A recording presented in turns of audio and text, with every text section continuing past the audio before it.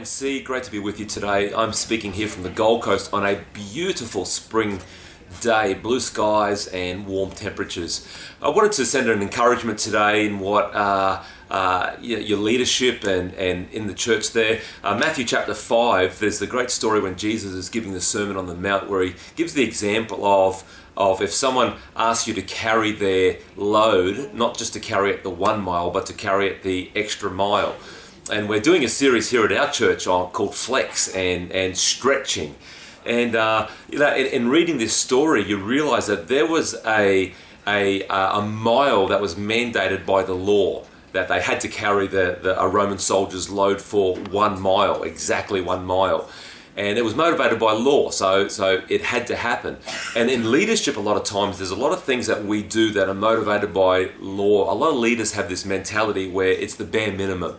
It's what can I get away with? What's expected of me? And we kind of do what's expected.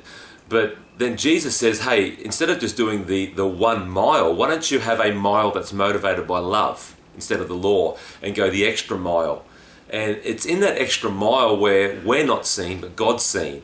And really wanted to encourage us as pastors, because a lot of times what happens is that we get a little bit jilted, we get a little bit hurt, a little bit burnt by going and spending so much time in the second mile. You know, we go over and beyond for people, they let us down. We visit people late at night in a tragedy and they still leave the church. They make promises to give that excite us and the finance doesn't come through. And it's easy to shrink back from being motivated by love because we get a little bit cynical and just do what's expected within the law.